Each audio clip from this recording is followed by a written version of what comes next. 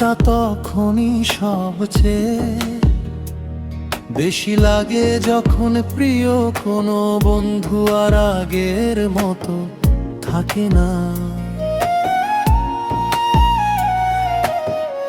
এক সময় যে মানুষটা প্রতিদিন খোঁজ নিত, হাসির কারণ হতো, মন খারাপের সময় পাশে দাঁড়াত, হঠাৎ করেই সে বদলে যায়।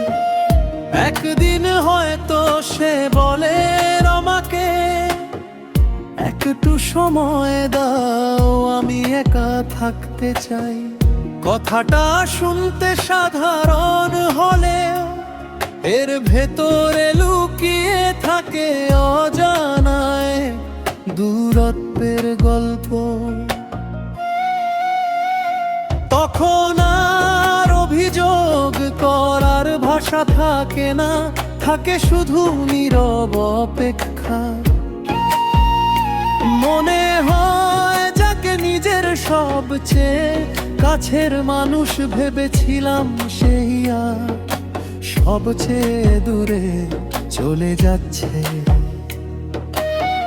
তবুও সত্যিকারের বন্ধুত্ব স্বার্থপর হয় না। বন্ধু দূরে চলে গেলেও তার জন্য মনের গভীর থেকে দোয়া আসে, ভালো থেকো, সুখে থেকো। কারণ ভালোবাসার বন্ধুত্বের সবচেয়ে সুন্দর রূপ হলো কষ্ট পেলেও প্রিয় মানুষটার ভালো চাওয়া।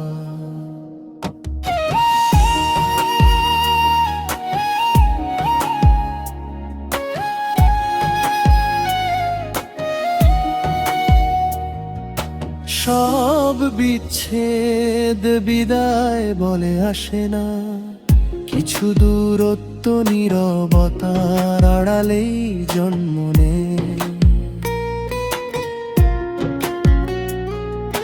কষ্টটা তখনই সবচেয়ে বেশি লাগে যখন প্রিয় কোনো বন্ধু আর আগের মতো থাকে না। এক সময় যে মানুষটা প্রতিদিন খোঁজ নিত, হাসির কারণ হতো, মন খারাপের সময় পাশে দাঁড়াত, হঠাৎ করেই সে বদলে যায়। একদিন হয়তো সে বলে আমাকে, একটু সময় দাও, আমি একা থাকতে চাই।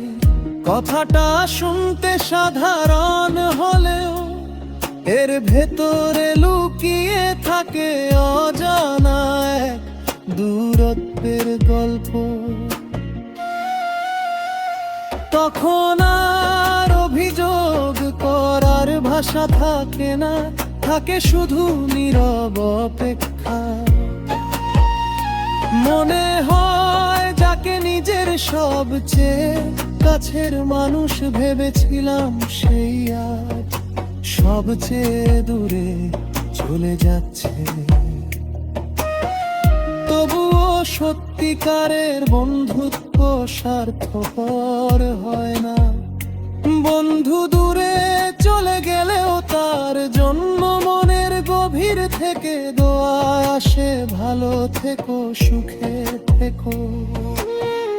কারণ ভালোবাসার বন্ধুত্বের সবচেয়ে সুন্দর রূপ হলো কষ্ট পেলেও প্রিয় মানুষটার ভালো চাওয়া।